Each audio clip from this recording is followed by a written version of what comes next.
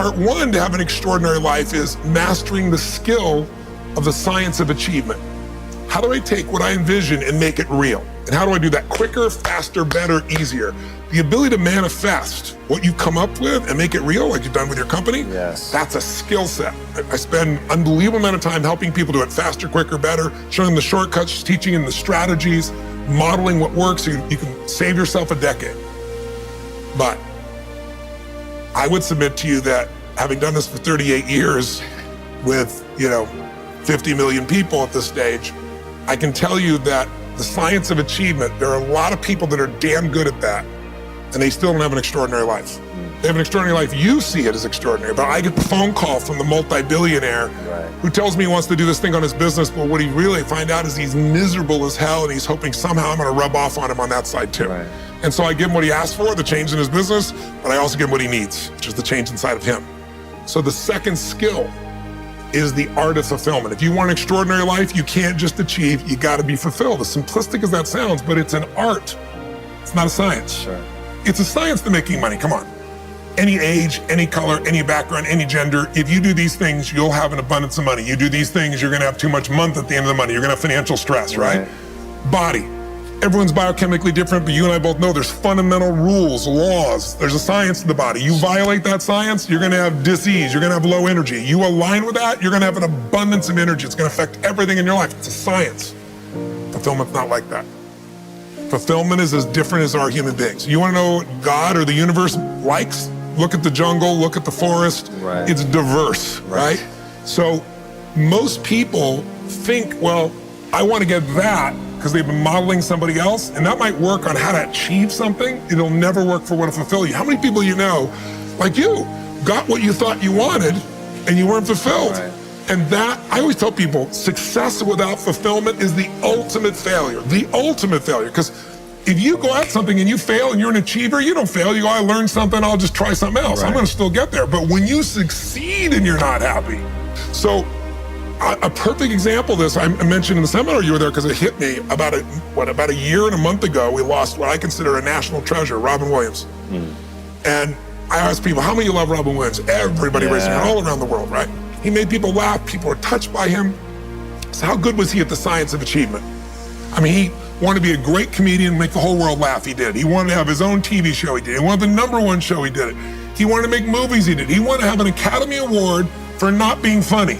Dramatic, and he did it, right? He did it, yeah. He said he wanted a beautiful family. He achieved everything, and he hung himself. That's crazy. And I know recently someone's saying, well, he had dementia, he had drug abuse, he had alcohol abuse most of his life because he made everybody happy but whom? Himself.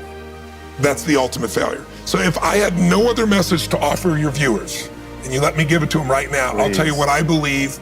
I believe our lives are controlled by one force, decisions. I certainly believe in force greater than myself, call it God if you will, grace, whatever you want to call it, the universe. But I also believe it gives us choices. And the decisions we make control us much more than the conditions we meet. It's not the conditions, it's your decisions. Decisions of what to believe, decisions of what to do, decisions of what to give. I say to people, think about, look back 10 years ago, 5 years ago, 15 years ago, and think of a decision you made.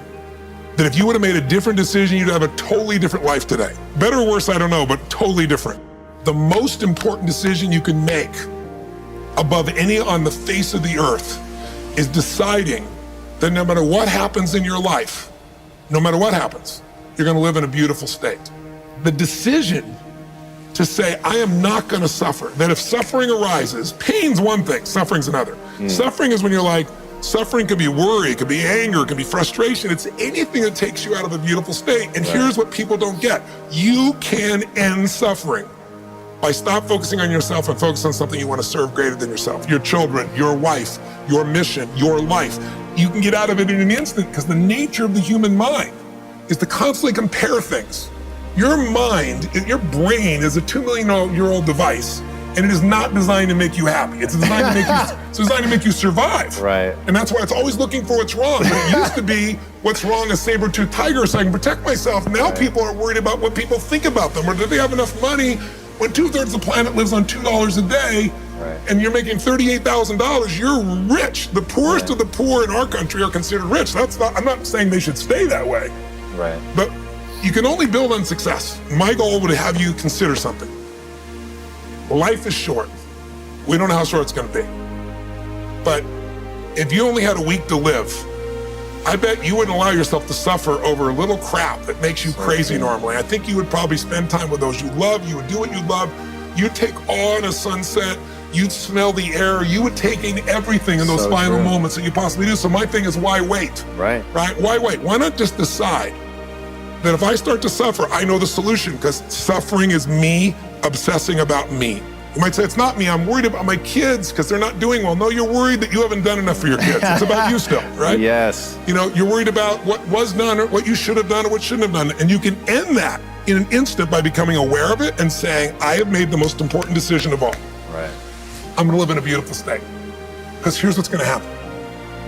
Anybody watching, you may lose a family member, you probably will. Somebody may get cancer. Your business the government might change the rules. They might change things radically that you can't even do anything about it. You might go bankrupt. You might get divorced. I'm not saying anybody will, but no one knows what's gonna really happen in your life. Life's full of uncertainty, but here's what you can know. You can decide that no matter what happens, you could have a great time. If somebody like Viktor Frankl can be locked up in Auschwitz and come out of that and experience finding joy in the middle of Auschwitz, then human beings have a capacity they've undersold themselves on. We think that the outside world determines how we feel. If people have to behave a certain way, if your husband or your wife or your kids or your coworkers or whoever, your boss, has to behave a certain way for you to be happy, and if they don't, you're unhappy, then you're always gonna be unhappy, because the more people around you, the more they're gonna change that, because they're all human, right? My invitation is, as great as it is to achieve, more important to enjoy. Right. And if you can enjoy every moment in that state, when you're feeling loving and playful and passionate and curious and awe, you treat other people 100 times better than when you're feeling frustrated, pissed off, overwhelmed, worried, stressed, or feeling sorry for yourself. Right. You're gonna be a better parent, you're gonna be a better lover, you're gonna be a better business person, you're gonna have a better life. So my soliloquy is, decide. Decide today and actually say, what if I cut it off? What if I said, I'm not willing to settle and I'm just gonna live in a beautiful state? Doesn't mean you won't feel bad, it doesn't mean you won't stay there. You instantly change.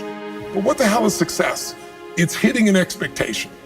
And I always tell people, man, trade your expectations for appreciation, and it's a whole new world instantly. If you can appreciate this moment, if you can't find ecstasy in this moment, in a conversation with a friend and looking in your wife's eyes, being with your children, going on a run, if you can't find ecstasy now, I'm here to tell you, more money, more people, more love, more business, more anything is not gonna give you more ecstasy. If you can't do it here now, you're not gonna do it there when you got more. So why not do it now and have a rich life right now? I tell people, money, that's one thing. Like having financial abundance, there's skills, that's a science. But wealth, it's a decision. It's like you can be wealthy right now. I live in Fiji a good portion of the time. There are these villagers there. They're the richest people I know. They're happy, they laugh, they love, they don't give a damn about the economics. Other people say they're poor. When I first went there, I was trying to do things for them. They're like, what are you talking about? I'm so happy.